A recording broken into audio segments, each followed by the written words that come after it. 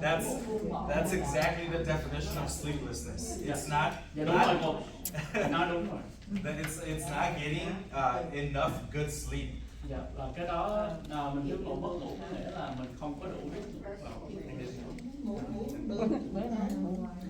And actually, that's one way that people experience sleeplessness. Đó là một cái cách mà mình, đó là một cái ví dụ mà mình bị thiếu ngủ mất ngủ, trăn trở. So people have sleeplessness when they have trouble falling asleep, when they can't stay asleep, they wake up too early and can't go back to sleep, wake up still tired, and sometimes sleeplessness can be insomnia. Thì một cái vài ví dụ mà mất ngủ ở đây là chúng ta có rất là khó khăn để mà mình có thể ngủ, mình không thể ngủ lâu được, mình dậy quá sớm mà không có thể quay lại ngủ được, mình dậy mà mình cảm thấy rất là mệt mỏi, thì nó mất ngủ nó có thể được gọi là insomnia, có nghĩa là không có dịch sao? I'm not sure insomnia.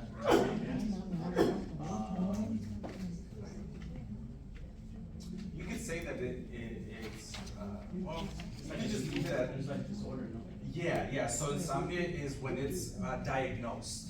So sleeplessness was a term that we used when we didn't know what was happening, but we knew that it was someone not being able to sleep. But now we know that there's insomnia, where you can't sleep, then there's sleep apnea, where you stop breathing in the middle of your sleep, right? So we've been able to diagnose different ones. So that I wouldn't be able to tell you how that translated, but Thì giống như insomnia là bệnh mất ngủ, một cái bệnh mà người ta phỏng đoán được. Dạ, nói chung là.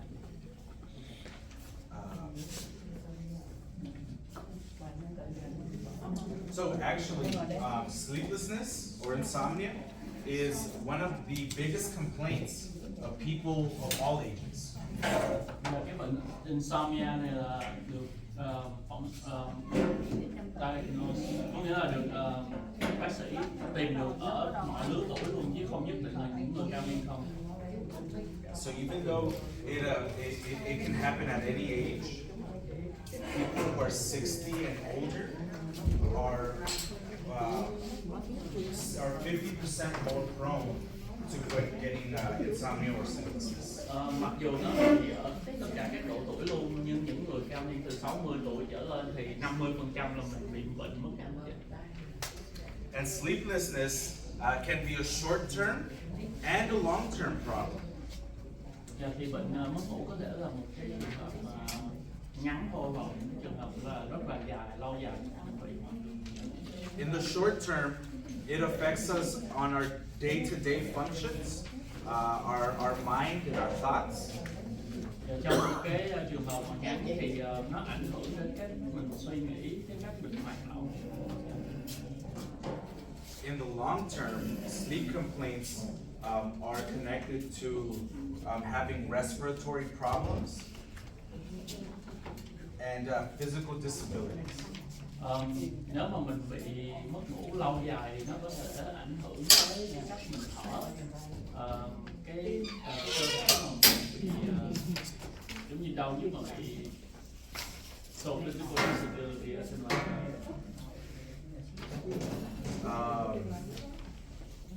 It could be a lot, right? If you're So is it like a disabled situation? yeah, like they might not have. And we'll get into that. It's actually a little bit in here. Thì cơ thể mình hoạt động không được bình thường.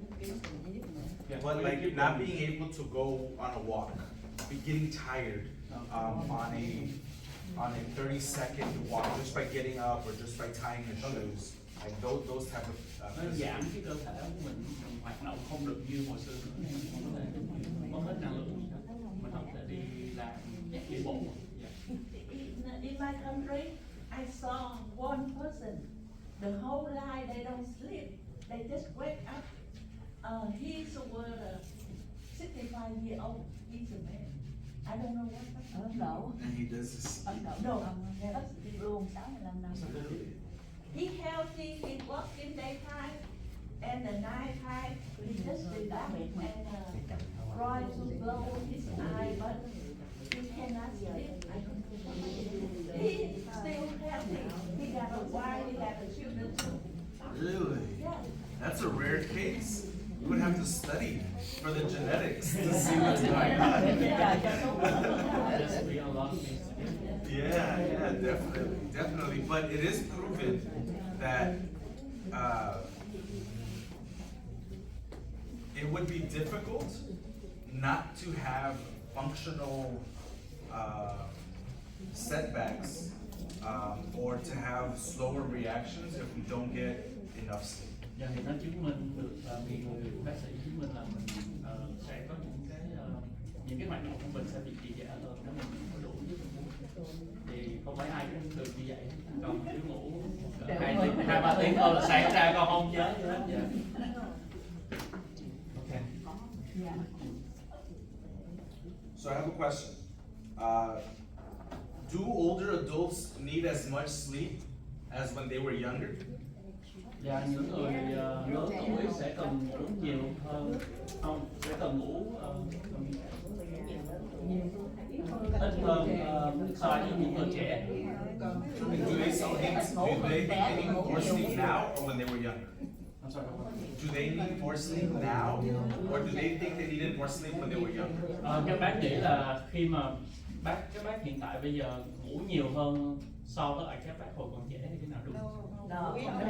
Nhiều hơn, lớn ít hơn, So they sleep less when they older, but when they're younger they sleep more. So do they think that they needed more when they're younger or more when they're older? Thì các bác nghĩ là mình cần ngủ nhiều hơn khi mà mình trẻ thì mình cần ngủ nhiều hơn khi mình lớn.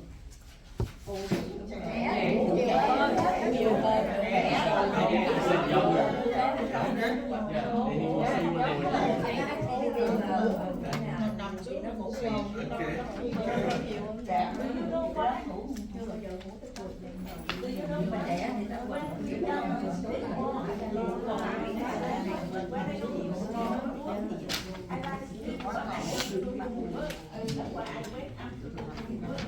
Really? Well, the truth is that we need the same amount of sleep whether you're young or you're old. Nếu mà đúng là mình cần ngủ không có độ tuổi nào khác nhau, mà mình cần ngủ là mình ngủ chung một cái khoảng thời gian đó. Không có cái nào không có bên nào nhiều hơn hơn. The right amount of sleep is between 7 and 9 hours. Thì cái thời gian mà tốt nhất là 7 tiếng đến 9 tiếng. So it's we all need sleep the same. We need to be able to get rest because that's how our bodies are able to process what we did the day before. They're able to continue digesting the food we had before, right? And so that rest is necessary. Cái giấc ngủ nó rất là cần thiết, không có cái độ tuổi nào mà nó nghĩ khác nhau hết, mình đều cần ngủ 7 đến 9 tiếng thì cơ thể mình mới hấp thụ được thức ăn hoặc là cái công việc mình làm từ hôm trước mình mới hấp thụ được. And so, unfortunately, the studies show that older adults are actually sleeping less. Thì theo chứng minh rằng thì những người lớn tuổi thì ngủ được ít hơn, được ngủ nhiều hơn. So, one of the reasons that that they're not getting the sleep that they need is because often, like she mentioned, they have trouble falling asleep.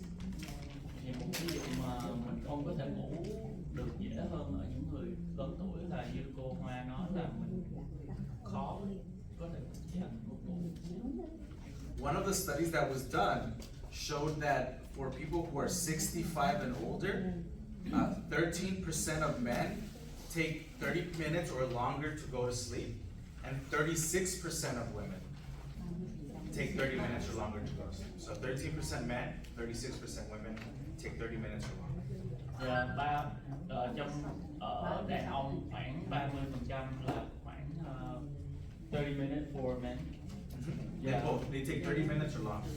Except that it's 13% of men and 36% of women. Và 13% ở đàn ông và 36% ở nữ. Ở độ tuổi 60 trở lên thì sẽ tốn khoảng 30 phút để mà mình có thể đi ngủ được. Yeah. You know why? What? You know the lady keep busy at home. The men when they go home they do nothing.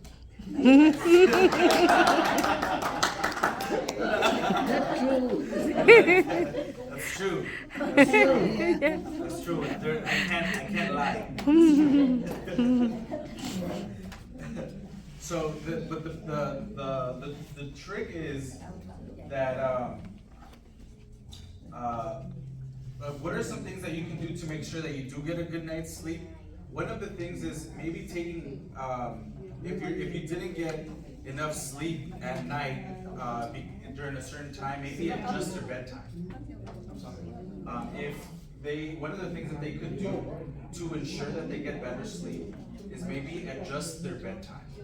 So maybe it might be to go to sleep earlier and wake up earlier, or go to sleep later and wake up earlier. Một cách để mà mình có thể ngủ đúng tốt hơn thì mình có thể điều chỉnh cái giấc ngủ của mình. Ví dụ như nếu mà ngủ sớm thì ngủ dậy sớm, trễ mình dậy trễ. And some of it could be also biological, because older adults may produce and secrete less melatonin. I don't know how we'll translate that, but melatonin is the hormone that promotes sleep. Dạ thì nó cũng có thể là do cái cơ thể của mình, cái hóa học trong cơ thể của mình. Cái melatonin là cái chất hóa học mà nó tạo ra để mà mình có thể ngủ. So we have less of melatonin. We make less melatonin. Yeah. Thì mình tạo ra cái chất melatonin đó ít hơn thì nó sẽ mình ít được ngủ. Which is important to find different ways to get a good night's sleep. Yeah, đó là cái cách để mà how will we be able to increase our melatonin? Okay, so I mean,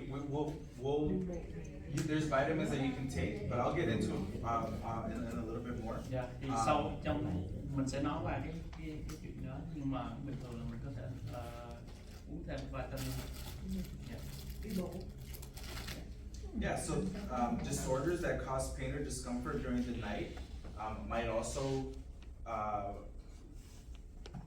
stop them from getting a good night's sleep, like heartburn, arthritis, menopause, cancer. These are things that will cause you to lose sleep. Dạ thì một vài cái bệnh mà có thể gây ra cái triệu chứng mất ngủ mà làm cho mình mất ngủ thì giống như mình bị đau tim, bị đau nhức cơ chân, cơ thấp. What else? Heartburn, arthritis, menopause, and cancer. Bị ung thư.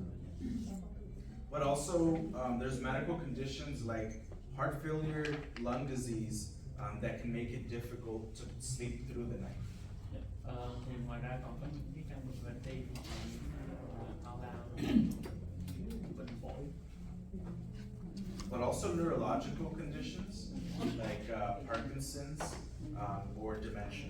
Những căn bệnh ví dụ như rung, Parkinson, yeah. Dementia thì mình quên.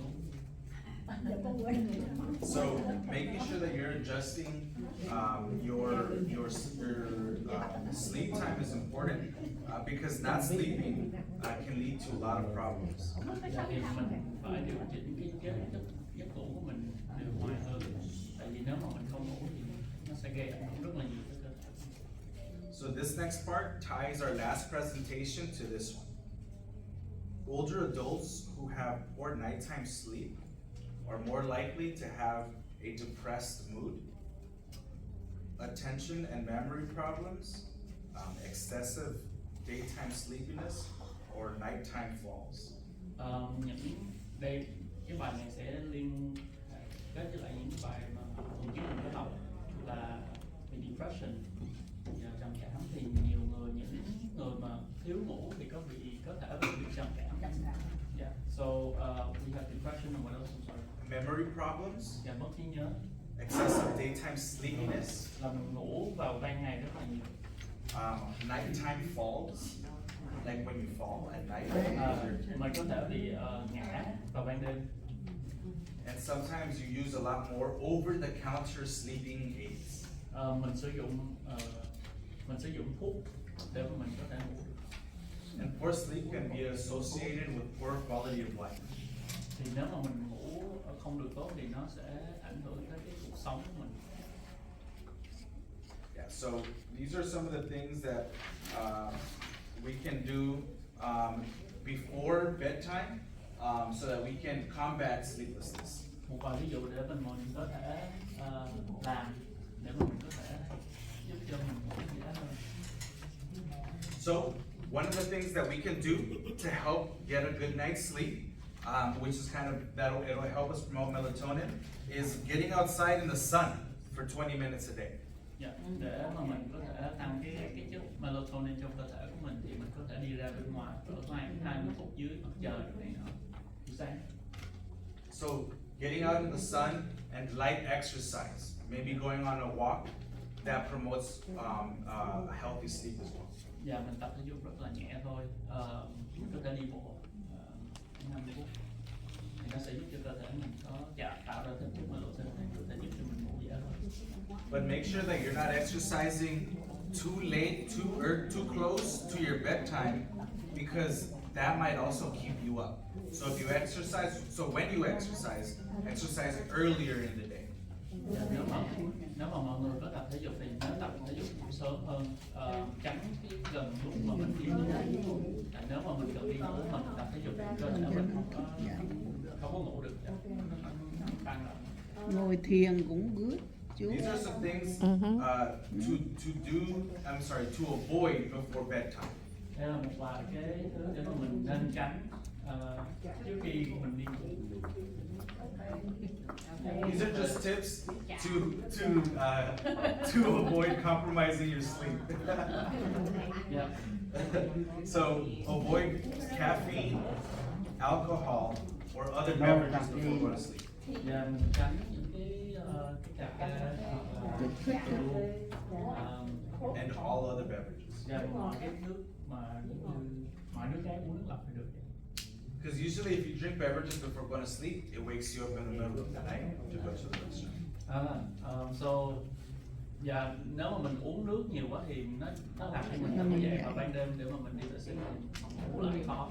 Yeah. Mình tránh. And it disrupts sleep. We might not feel it, but it disrupts our sleep. Yeah. Nếu mà mình mặc dù mình không cảm thấy nhưng mà nó có ảnh hưởng tới cái của mình. Yeah.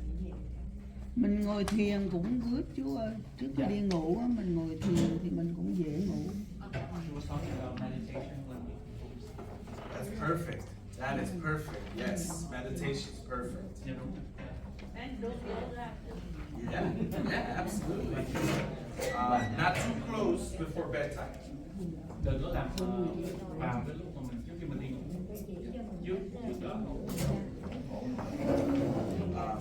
Also, avoid using sleeping pills to go to sleep because they can form a habit. Dạ, mình tránh sử dụng thuốc ngủ tại vì nó sẽ tạo nên cái thói quen mình sử dụng thuốc ngủ lại.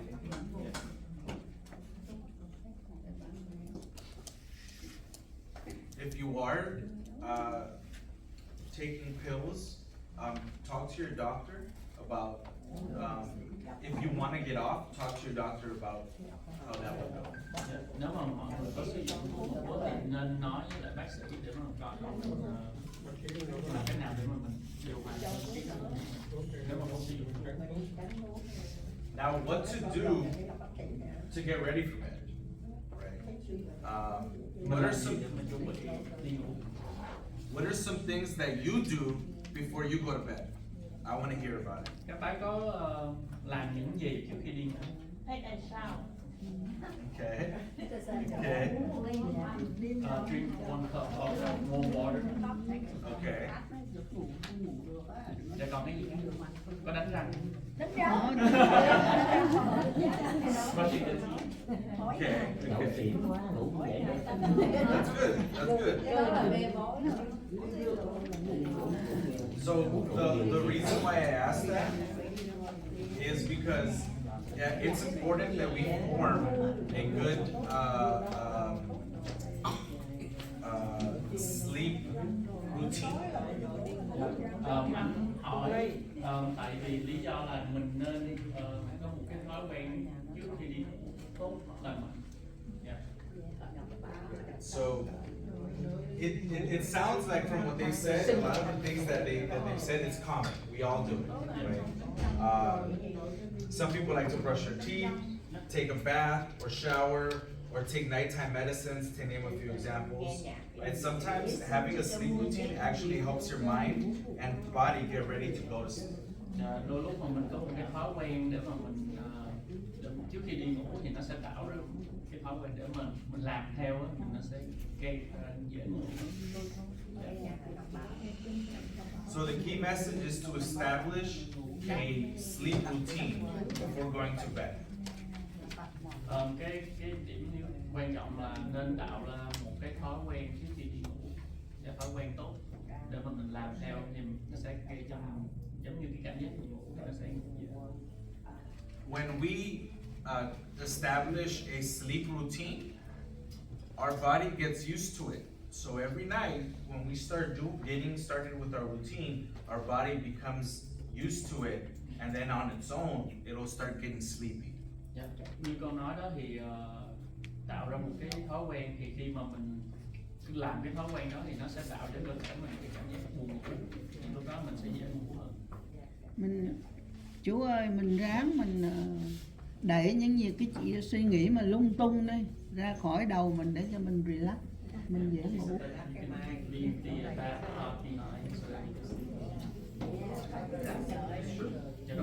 So, yeah, music is very relaxing. So we're gonna go over an outline of some good sleep routines that'll help you with your sleep hygiene practice. Đây là một cái bài thói quen để mà mình có thể thói quen tốt.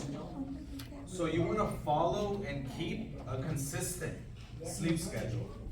Dạ, thì mọi người nên làm nhiều lặp lại để mà mình có thể tạo ra cái thói quen đó. You want to develop a bedtime routine to prepare your mind and your body to go to sleep. Tạo ra một cái giống như cái thói quen để mà mình chuẩn bị cho cơ thể và cái não của mình hoặc các suy nghĩ của mình để mình chuẩn bị đi ngủ. You prepare your sleeping area to make sure that you're comfortable to sleep throughout the night. Và mình làm cho cái nơi mà mình ngủ nó thoải mái, để giúp mình ngủ ngon. And prepare during the day so that at night you're able to get good sleep. Thì chuẩn bị cái đó trước vào ban ngày để ban đêm mình có thể có ngủ ngon.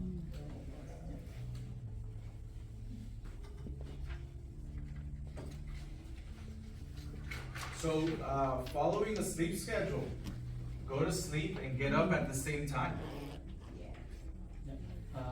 Theo một cái thói quen ngủ tốt là đi ngủ vào đúng giờ, dậy vào đúng giờ mỗi ngày. So remember, adults need 7 to 9 hours of sleep. Những người lớn thì cần 7 đến 9 tiếng để mà có một giấc ngủ ngon. In order for our bodies to get that amount of sleep, it is helpful to create a routine for our bodies to get used to. Để mà có cái giấc ngủ từ 7 đến 9 tiếng thì cơ thể mình cần có một cái thói quen để mà tạo ra cái giấc ngủ. It's important that we keep our sleep schedule even on Chú dịch weekends. là cho Dạ. đúng. Cái quan trọng là ngay cả trong những buổi cuối tuần mình cũng nên cái giờ trong giờ. one thing that also helps going to sleep at night at the same time is avoiding taking naps late in the afternoon. Dạ, một cái cách để mà có thể vào đúng giờ là tránh ngủ buổi trưa và tránh ngủ buổi chiều để sẽ tránh ngủ. So, develop a bedtime routine. Right. Earlier we talked about some of the things that you do right before bed. Having a bedtime routine is actually helpful to getting a good night's sleep.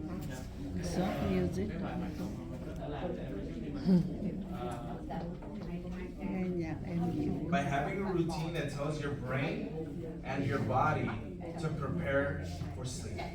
dạ, thì những cái thói quen mà mình có thể làm để cho cơ thể mình cảm thấy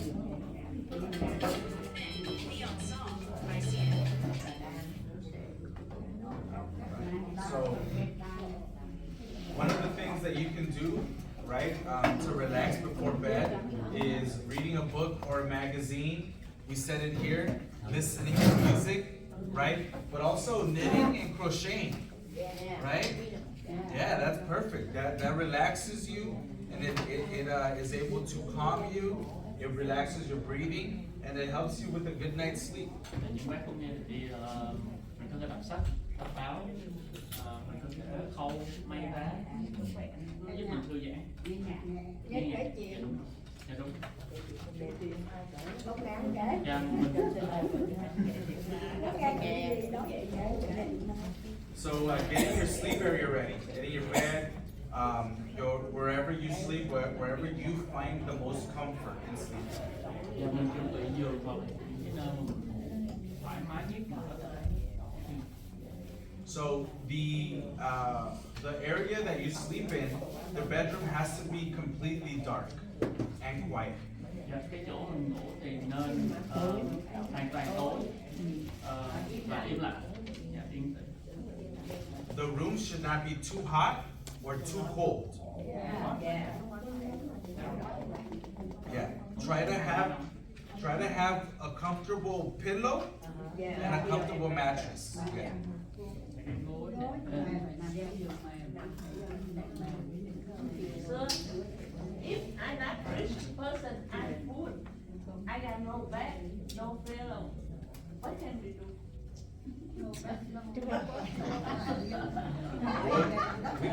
There's certainly help for you. There's always help. There's always help.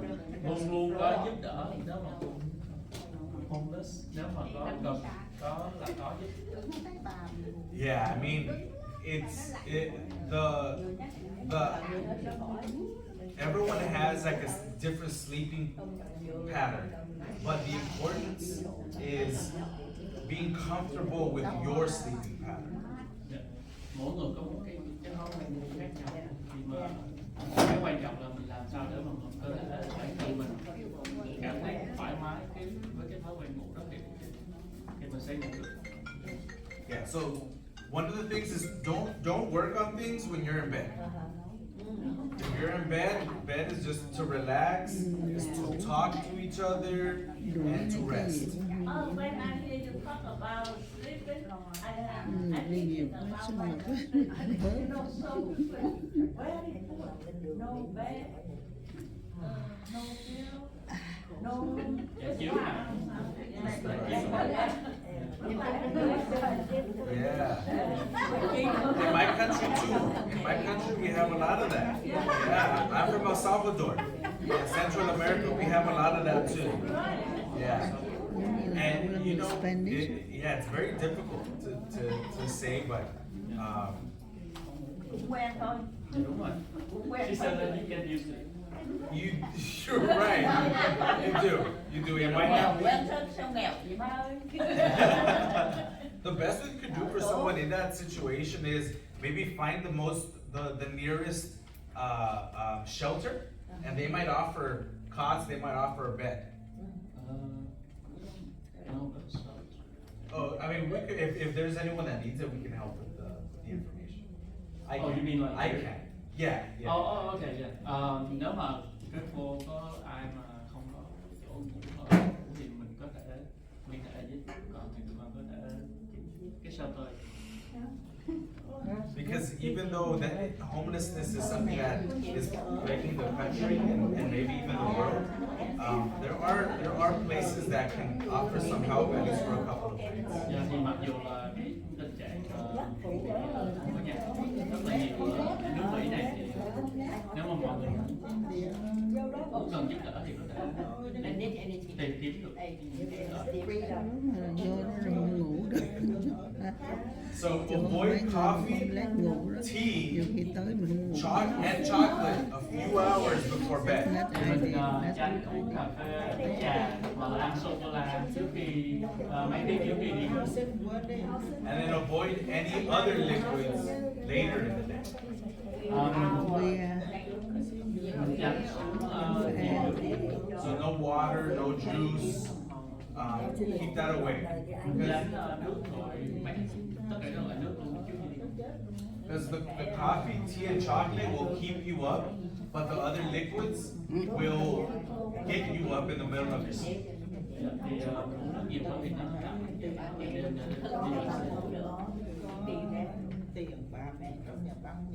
Use your bed only for sleep. và sử dụng cái giường của mình chỉ để ngủ thôi, không có làm. Only for sleep. Because that way our body gets used to it, and every time we lay down, it relaxes, and then we can fall asleep. Thì khi mà đó thì lúc đó mình sẽ chỉ ngủ thôi, mình không có phải làm việc mà là mình có những cái hoạt động khác. Thì cái giường của mình là để ngủ. Our brain is tricky. So if we work on projects, if we do things in bed, it will lose the notion of using the bed to sleep. Thì nếu mà mọi người làm những cái việc khác lúc ở trên giường thì lúc đó cái não của mình nó làm việc ngay cả khi mình không nhìn ngủ.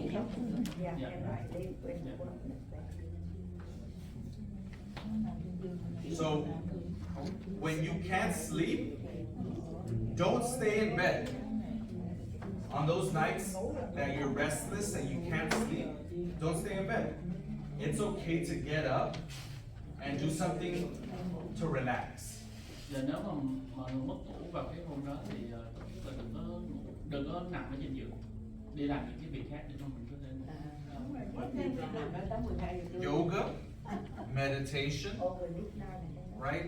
Reading a little bit sometimes helps you wind down.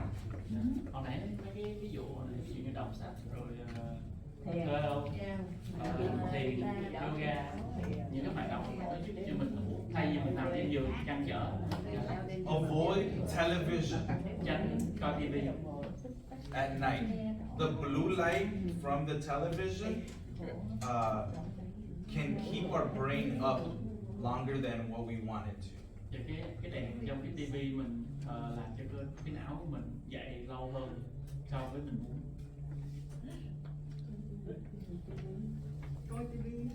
Mình hít vào thở ra chú Quân.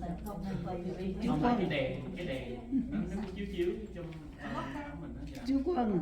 Mình hít vào rồi thở ra rồi mình cũng ngủ liền à. So when you meditate, when you do yoga, when you read, and it relaxes you, and then you feel sleepy, then go back to bed.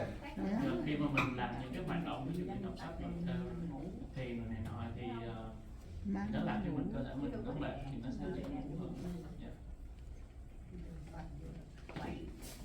So the things that we can do about sleeplessness, or if we can't sleep at night, the best thing is to help develop good sleep habits for ourselves, and practice ways to relax.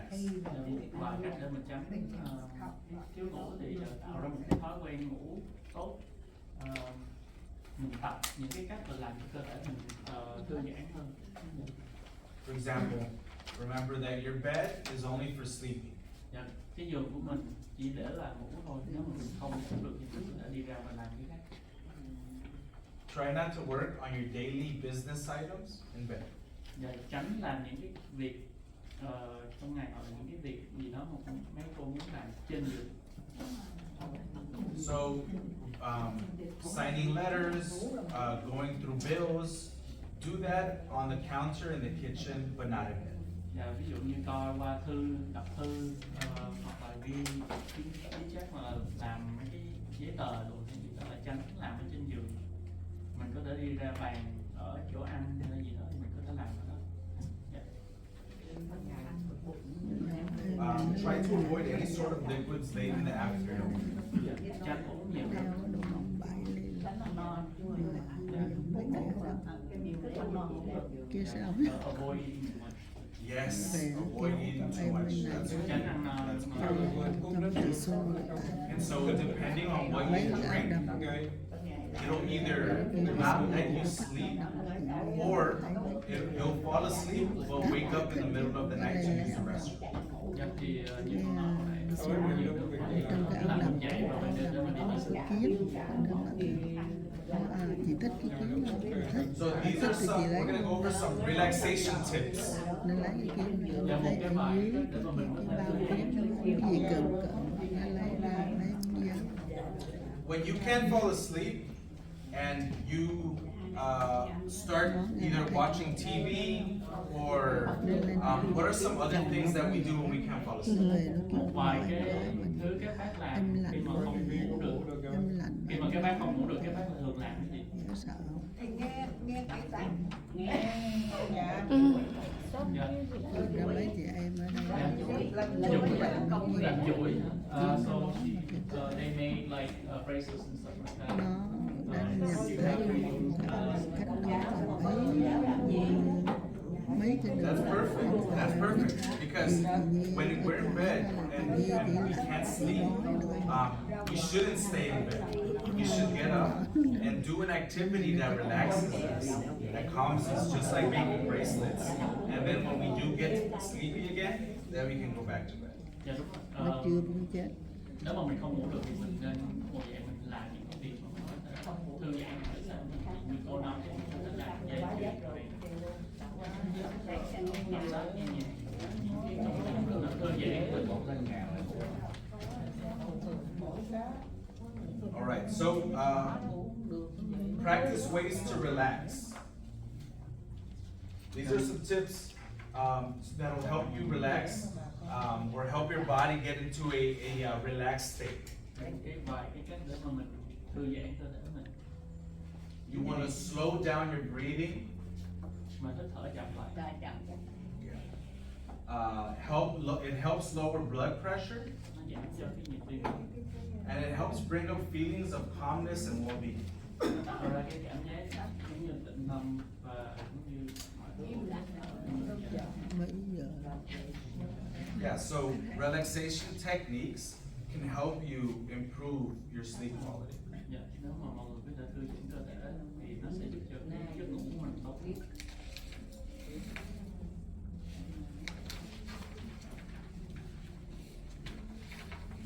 So relaxation, right? Maybe looking at a picture like this of nature.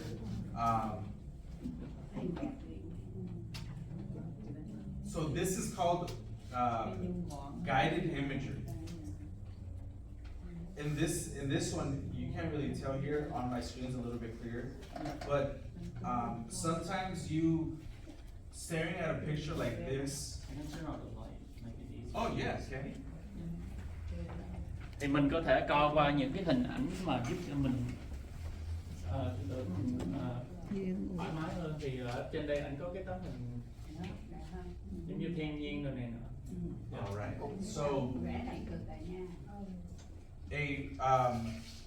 a relaxation technique that we like to use is in this presentation relaxation imagery.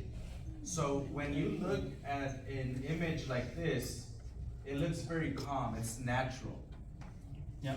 Một cái cách mà họ thường sử dụng để mà thư giãn cơ thể là nhìn tới những cái hình ảnh mà làm cho mình tĩnh tâm. Dạ. Thì trong đây mình có thiên nhiên với lại nước biển cây cối. Dạ. You're able to appreciate the colors, the trees, bless you, the trees, the water, the mountains in the back, without having to think. You're just appreciating the vision. Rồi thì mình cảm thấy dạ. Dạ đúng rồi. Thầy để nó thoải mái dễ ngủ. So looking at pictures and images like this help you relax later at night. So remember, you don't want to watch television or on your computer or on your phones a few hours before bed. So that means that you are preparing yourself during the day to sleep at night. And this is one thing that you can do to help you relax. Đây là một cái cách để mà mình có thể thư giãn trước khi mình đi ngủ, thì tránh sử dụng điện thoại, tivi, những cái thiết bị công nghệ. Mình có thể nhìn tranh ảnh để giúp mình thư giãn. And all Tôi xin có ý kiến là trước đây tôi cũng bị mất ngủ, mà đa số là tôi nghĩ là đa số là chị em phụ nữ là mất ngủ nhiều. Thì tôi cũng làm được nhiều cách, nhưng mà rồi là có rất nhiều cách để là cho mình được giấc ngủ mình sẽ đến với mình, giống như là ông là vừa nói xong. Nhưng mà tôi thấy cái bài tôi đọc là tôi thấy là cái này rất là cần thiết, mà tôi nghĩ tôi nên chia sẻ. Trước khi mình ngủ á, thì mình nên tắt cái đèn trong đầu mình trước. Có nghĩa là mình chấm dứt không có suy nghĩ một cái gì. Và mình trước khi mình đi vô phòng là mình nói ôi trừ đi ngủ. Thì mình đi giặt chum, xin lỗi, mình đi giặt chum xong là mình nói ôi trừ mình đi ngủ. Thì mình đi ngủ thôi.